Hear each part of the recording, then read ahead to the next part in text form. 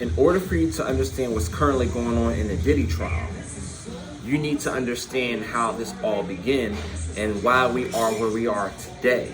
In this video, we're gonna go in the time machine, okay? And I'm going to break down everything that happened from the very beginning and all the information that you are missing, that the media is not reporting, and you're gonna be blown away. So you understand why this was one of the biggest celebrity shakedowns in recorded history.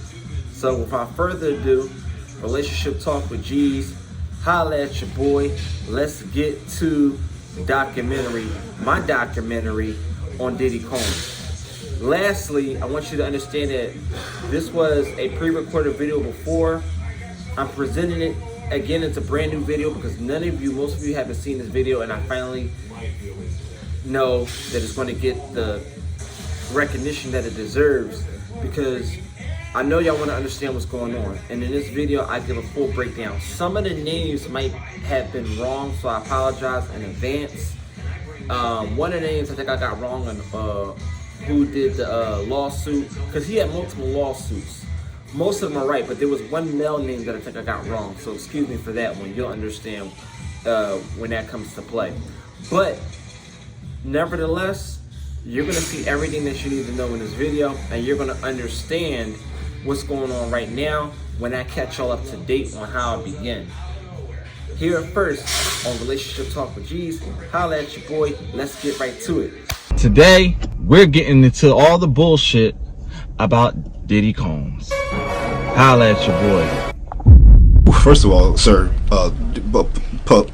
love, with so many allegations continuing to come out, we were hoping that you would, kind of address us to let us know what's going on. Like, I mean, you good? Oh, y'all think this meeting is for me? No, this meeting is not for me. It's for y'all. Whoa, hey, look, man, this is a cute little check and everything, but I ain't accused of fucking nobody. I'm trying to help save your career. I'm doing fine. Can we at least put a positive spin on all this? I'm thinking of a new TV series, Making a Band, B-A-N. We're gonna get you, Bill Cosby, and get R. Kelly to like zoom in for his episodes. Whose phone is that? Oh, I don't know whose phone it is, but it's right there in front of your desk. Go ahead, grab it. Answer it. I don't want to do that because this is looking important. I don't know whose phone this is. Okay. Hello? Have you ever been swallowed up? You can take it once. Come on. Let's go with it. You might want to take this one. Throw that phone out of my office. Oh, Puff, relax. I'm not going to throw the phone. We know it's yours. Like, we don't care, man. Throw the phone out of my office. So you mean break the phone? You got to email him. Throw that fucking phone out of my office. Previously on Relationship Talk with G's. Baby, let me teach you range of motion. All right, what you got for me? Relationship talk. Let me see. I can't see. Relationship talk with G's. I almost read that as G-Easy. Closer, so that you can feel the way I set a time to unwind and clear our mind of all the bullshit. He really did. Is that what you trying to make? Cause these bitches are crazy. Everyone change against the parents. Welcome to the show. Baby, don't be just another guy. You gotta be special, baby. Don't be just another guy. You gotta be special. You can be the key to my life, the feed to my charge. I swear it's right at your fingertips. Don't let it. You said it wasn't serious. Y'all were just fooling around for 3 years. But then when I asked you the question, were you dealing with any other women since it wasn't nothing serious? You said no. Baby, I'm saying come back to me. Let's set a time to unwind, clear our minds of all the bullshit that's the outside world just to project on us and fade into the permanent abyss of you and I so high we fly. Baby, oh, don't be just another guy.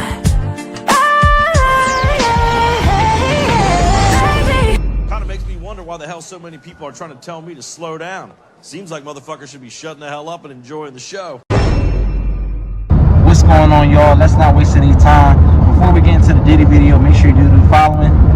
Like the video, subscribe to the YouTube channel if you haven't done so, and make sure you share this to a friend that you know is juiced up about all the Diddy mess. Alright, back to my car. Alright, so let's get into it. There are a lot of conspiracy theories on the entire Diddy situation. Some where you may say is in plain facts. It's like the facts are like right there, right in front of you. Some are on Diddy's side. Some, or many, are not on Diddy's side. Some have turned it into a matter of race, or the black people are tearing down another black man. Or let's just put it like this: if Diddy was living a normal life, there will be nothing to report on him in the first place. First of all, let's talk about his financial status. He's a billionaire. How do you think he got there? Let's be honest. How do you think he got there? We're talking about a man that has forever been on program with the elites for decades. You can't make this shit up. And the number one thing that people are saying is that, okay, Diddy got all this fame and fortune. He got the billionaire status. He got this deal. He got that deal. He got these houses. Got these cars. He got the hoes. He got all kinds of stuff. And the thing is that he got over his head, believing that he could actually take over his elite. Wait a minute. So this is the whole alleged thing that's like triggering his takedown, allegedly.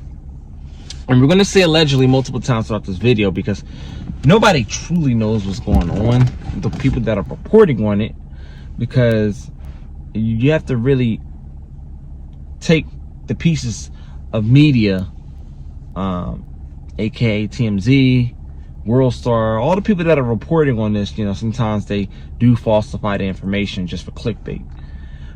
So we're gonna pull up all the things that we can pull up, but one thing that we cannot deface, and I got it right here on my phone, and I'm gonna move to the side so y'all can see this, the 35-page letter on Diddy's lawsuit. This is 35 pages with 73 different clauses that specify the nature of why Sean Diddy Combs, aka Love, is being filed a lawsuit against. And who is suing Diddy? None other than the one and only Rod Wave. Okay, y'all. So this is the part where I got it wrong at right here. I got the R-O-D, the Rod part, wrong. It wasn't Rod Wave, okay?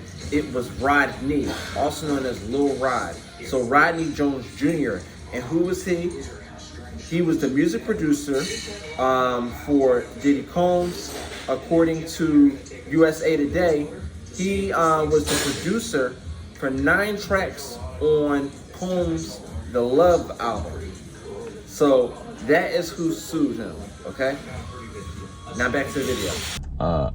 I believe his management filed the lawsuit on behalf of him. So let's take it back, take back and rewind it back. Take that, no Diddy.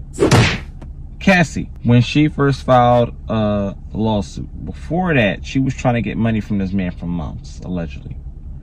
30 million, in excess of 30 million. Diddy, I'm gonna need that 30 million. Nah, can't do it. Diddy, I'm gonna need that 30 million. Nah, I can't do it. Diddy, man, when you gonna give me the 30 million? And what is the 30 million for? Alleged assault charges. So Diddy was like, all right, 6 months he was playing around with her with this. So then finally she decides, okay, let me take a lawsuit. So lawsuit comes, right? And she's smart.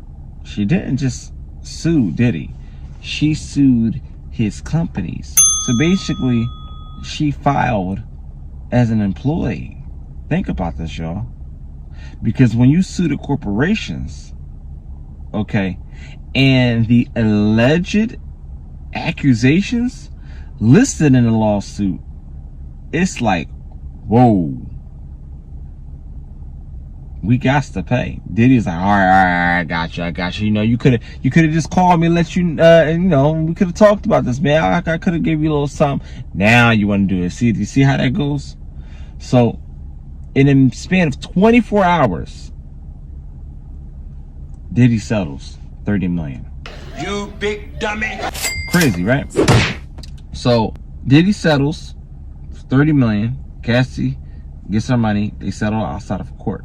However, doing this opened up the floodgates.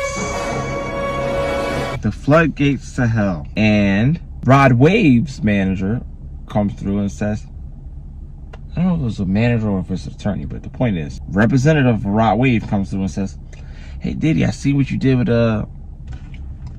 Cassie there, you know, you gonna, what a blessing, you gonna bless my client here? He's like, nah, I can't do that. Same thing, back and forth. Diddy's like, look, you gonna have to come get it for me. Get it back in blood, whatever. Boom. File suit log. 35-page letter. 73 clauses. Correct me if I'm wrong. But here we go. Boom. Hit him with a whammy. They let out everything in this lawsuit. And we're going to go over specific details because there's a lot of things that I think that you guys don't see in this lawsuit. So let's point out some of the things that I think that nobody's talking about. Let's point out some of the things that everybody's talking about. Shall we begin? Exhibit A. You clearly see Diddy walking around Miami Beach Airport, right?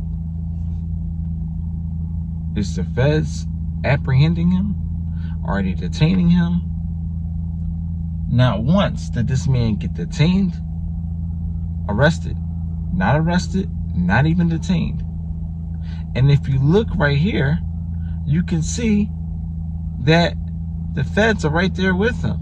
We're talking about Homeland Security raiding your house. Now we're following the Department of Homeland Security conducting a raid at a house in Holmby Hills, believed to be connected to Sean Combs, the rapper and music executive, perhaps being linked to a sex trafficking investigation. He got some shots of a few people coming out of the home. Those people have been detained. Now we're trying to still connect the dots. We do have some sources on scene here that we're getting this information from. We were actually the first ones here with about 30 different law enforcement vehicles at least. There are 3 Bearcats on scene here. This just all unfolded, Sandra, I would say, less than 10 minutes ago. We got here even before the crime scene tape came up. So we're just down the hill. If you look up the street where Tony is right now to the right, you'll see one of those Bearcats and law enforcement. And on the other side of those bushes, basically, is that home that is registered to Bad Boy Films, which is part of Bad Boy Entertainment. And the home in particular is registered not only to Bad Boy Films, but to one of P. Diddy's daughters. They are heavily armed and they've been very tactful, would probably be the best word to use, as they made entry into this home this afternoon. We actually watched them as they made their way through one of these side gates, and as soon as they got inside the home, one of the first things they did was made their way into this garage that you see is open right there. Now they did take a couple people into custody. We witnessed that. Now are they under arrest? Security raiding your house, and you have feds right here with you, and not even detaining you, but arresting your drug plug. Make this make sense. It's not making sense. They raided both your houses. Do you know how much it costs to raid a house on that level? On that federal level? We're not talking about the FBI here. We're talking about Homeland Security. It costs hundreds of thousands of dollars to do a Homeland Security raid. You have to get an order approved by a federal judge. Being as though that this was his Miami home, and if I'm not mistaken, his LA home. That's two separate orders from two separate federal judges. Homeland Security is not going to get you your shit unless they are 90% sure they have concrete evidence Real bad. to grant a warrant to search your property. And they raided the shit out that motherfucker.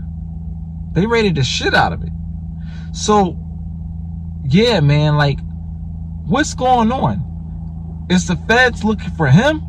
Or are they looking for things to mask up and cover? We know it's Illuminati. And you know, the Illuminati is like a Mason. The only difference is a Mason believes in God. Illuminati believe in the devil. And Illuminati believe in the devil, and they believe that men sleep with men and they're not gay. So a lot of times when you see a strong black man want to have hip-hop artists or rappers or black guys in the industry, once they go visit these executives, be in their office, you know, they call them, stop them on the... Next thing you know, they're doing drinking with them, they're doing cocaine with them. Next thing you know, they're sleeping with them. Once they overpower them and start sleeping with them, they got control of them. That's how they control the industry. Because let's remember here, Diddy's a high-profile guy. He's up there. He's still under the elites, but he's up there, man. Billionaire status. His connects is through the roof. Now that's one thing. However, the raid, from my understanding, was just to get the concrete information that they need so they can build up the case even more. And when they're ready, when they make their ruling that, all right, we got enough that we need to actually make the arrest, wherever Diddy's at, they're going to find him.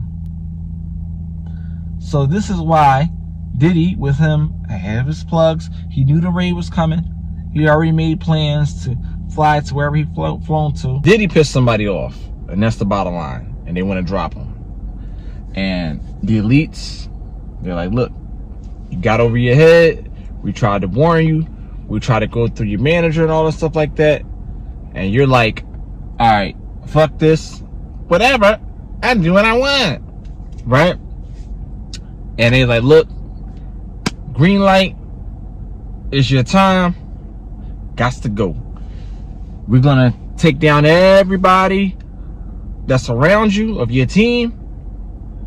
We're going to let you know that we're coming for you. Bottom line.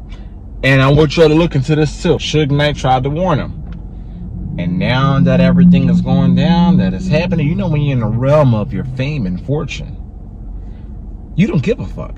You start de-humbling yourself. So now, when it's your time, and it is his time, now Suge Knight is giving him this warning right here. He's still trying to give him a verbal brotherly helping hand. So listen, check this out what Suge Knight had to say to Diddy. Everybody been talking about the Puffy situation. First, I'd like to pray for his family, his daughters and his sons, you know, his kids basically. That's never a good sign for nobody to cheer about when it comes to kids or young men being handcuffed. It's a bad day for hip hop, for the culture, for black people. Because when one looks bad, we all look bad. Because that's definitely not nothing to cheer about.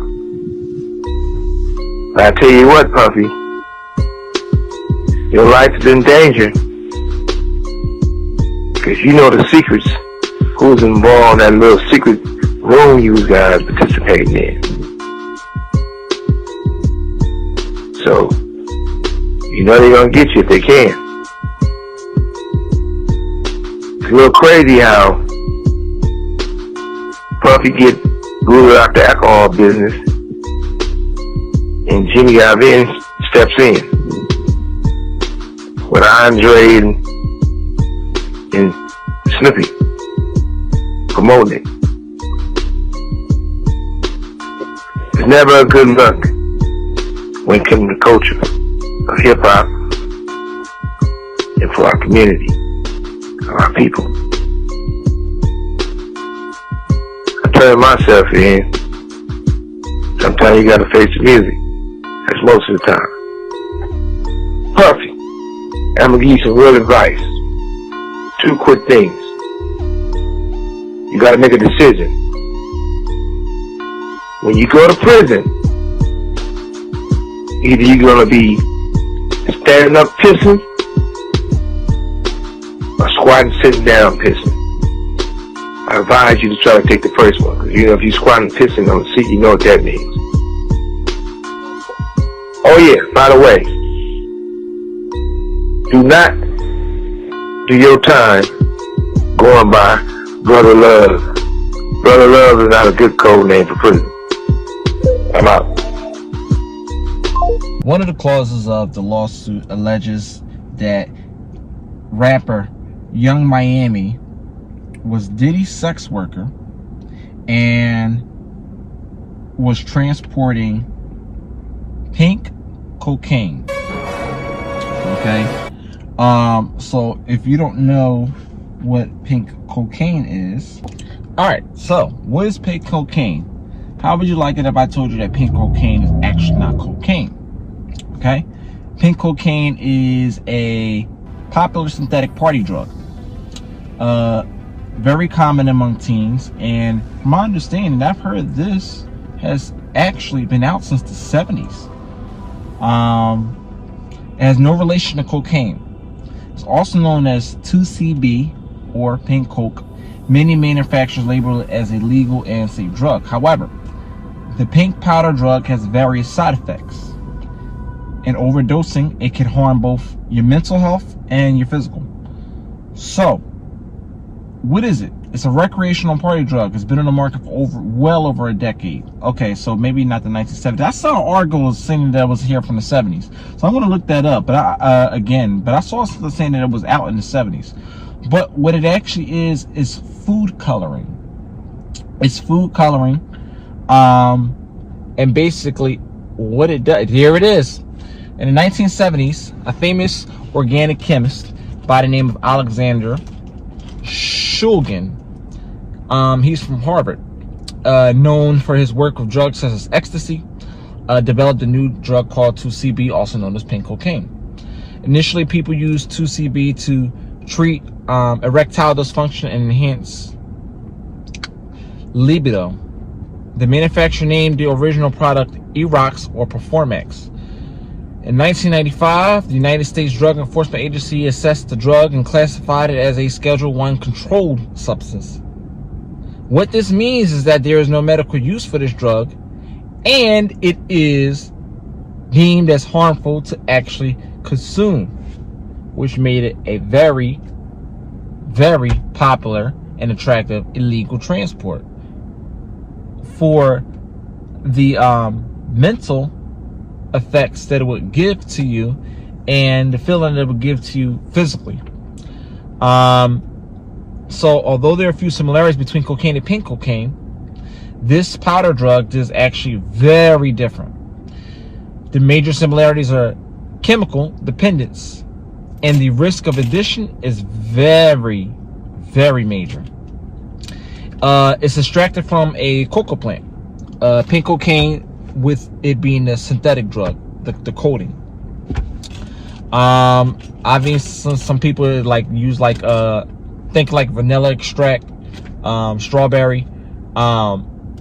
They've used those type of substances as well too to help code, like with the coloring and stuff like that. So there you have it, pink cocaine.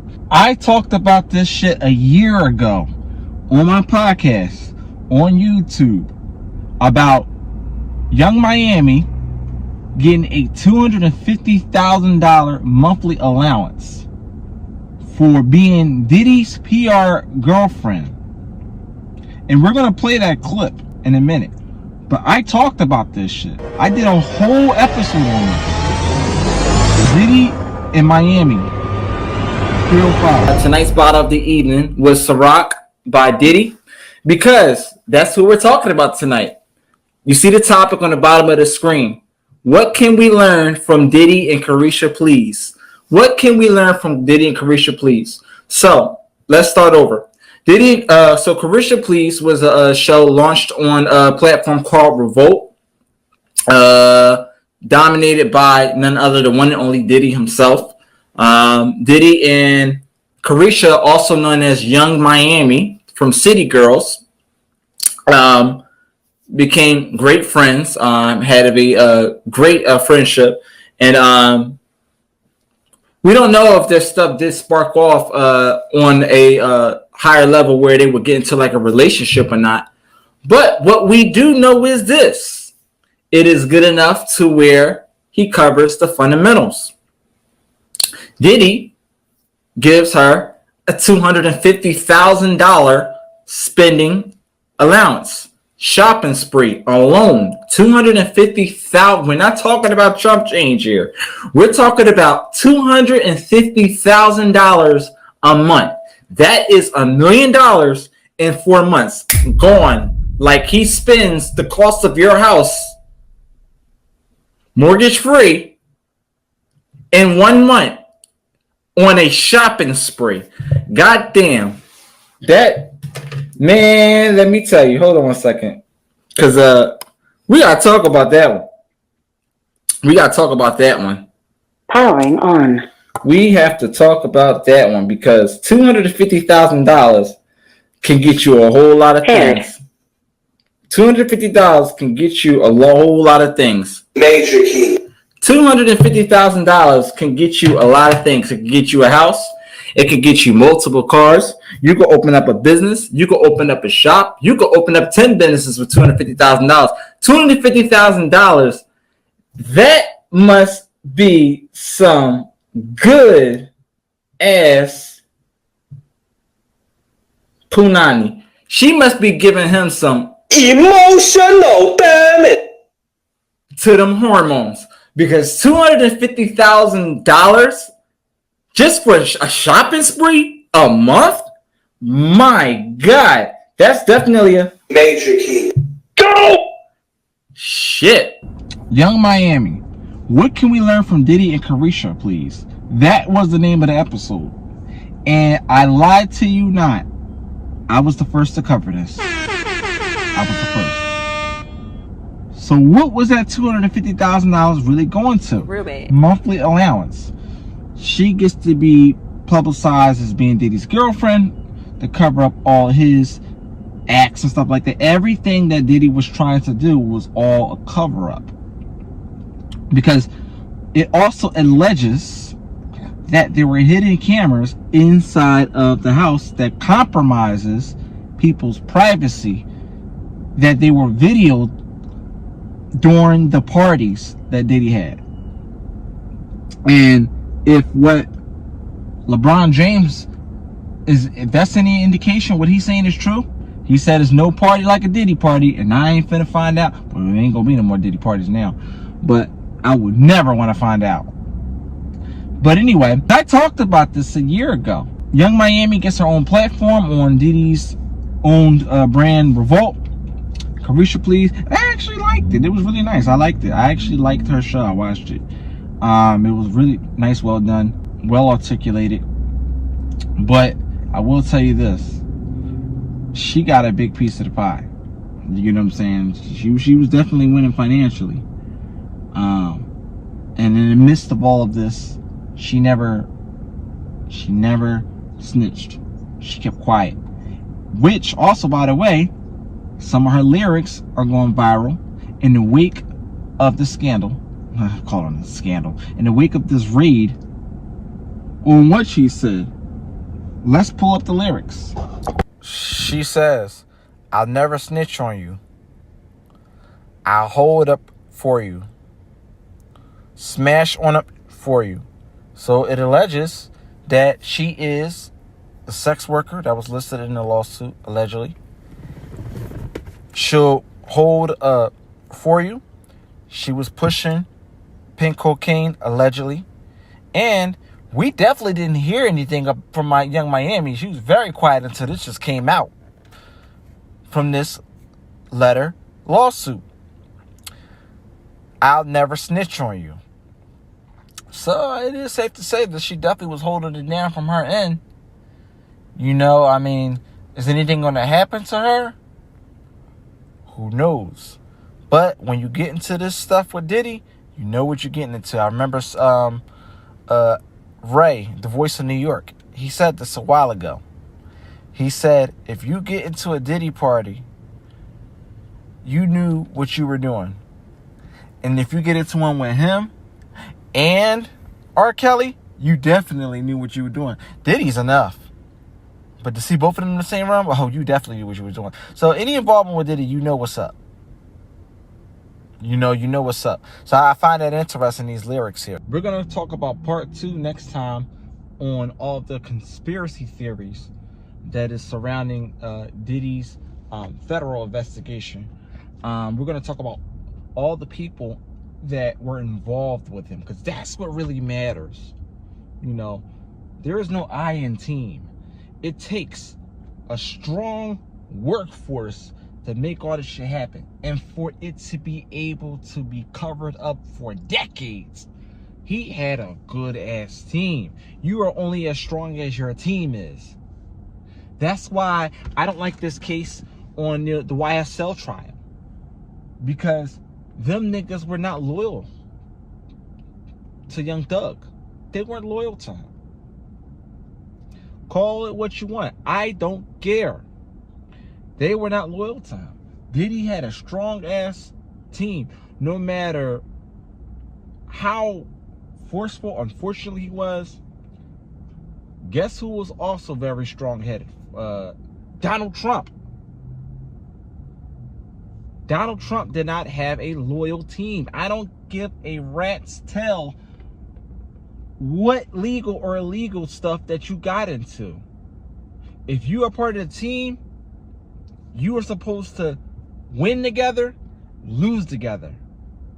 Nobody really found out about anything until people that specifically started hating on him for probably legitimate reasons, started ratting him out. You know, because one thing, when you're going to be in this business, you know, when you're a person like Diddy, dude, you're a billionaire. You got to pay up. You got to pay up. You got to pay. You got to pay to keep people's mouths shut. You get what I'm saying? If you're involved in illegal activity, you got to pay to keep a mouth shut. Whether it's drugs, whether it's sexual abuse, whatever, you got to pay people to keep their mouth shut. Bottom line. And you got to be humble, because it's as fast as you can get it, as fast as you can lose it. Same way Kanye lost it, at least Kanye humbled himself about the situation. He getting back up there. He cool. You know, shout out to all the Geminis in this bitch. But you got to humble yourself. Oh yeah, and I forgot to mention this earlier, my apologies. The money that Cassie went after for Diddy when she sued the corporations, basically what happens is when you sue the corporations and you have to pay him. And what they do is they pay you through their insurance provider. The insurance provider has to pay. So now that the insurance provider has to pay, they're like, whoa, hold up. You being messy. And as a result of that, they no longer want you as the CEO. So they tell the company, hey, listen, we gonna pay this now, but we can't have this happen again. You got to find another CEO or we're pulling out. So, boom, floodgates opened. So that's when, you know, Diddy had to put Revolt up for sale and stuff like that. And, you know, and I remember 50 Cent was joking around. I don't know if he was serious or not, but, you know, 50 Cent number one troll in the U.S. He was like, hey, look, we can be friends again, man. Sell me Revolt. Sell for a low price. Because, you know, when they come after you, you're going to have to sell all your shares. What happened? Diddy had to sell all his shares. Diddy, 50 told you first. Should have sold it to you, homie. Maybe you wouldn't have to worry about him trolling you for, you know, being around his baby mom. We on 50 side. But anyway, we don't know what's going on with Jay-Z. But when I find out more, I'll be right here, tuned to a TV, a phone, or a tablet, or a laptop near you. Where the laptop at, get it. No Diddy. But all right, until next time. What's good, y'all? It's your boy, Relationship Talk with G's. And I want to thank everyone that is tuning in to the channel. Please don't forget to do the following. Hit the subscribe button. Make sure that you subscribe to the channel so you can see all the good things that we talk about on here. We talk about all things relationships, family, friends, significant other, business, and self. And so you don't miss a single video, make sure you hit the bell. Don't forget to ring that bell and turn the notifications on to all. Sometimes YouTube likes to mess with the algorithm, so it'll turn your notifications off. So just make sure it's turned on to all, and just check from time to time to make sure it stays on to all, so you don't miss a single pre-recorded podcast, so you don't miss a single live stream, so you don't miss a single questionnaire, forum question of the day. Make sure you have those notifications. Secondly, you want to check out the new website, relationshiptalkwithgs.com. RelationshipTalkWithG's.com has an individual experience for all of you. It shows my upcoming streams, what we had last week, if you missed it, what we're going to have next week, and it gives you a sneak preview, and you will only get that sneak preview only on RelationshipTalkWithG's.com. Make sure you subscribe to my weekly newsletter. Okay? Make sure you do that. Secondly, follow all the social medias.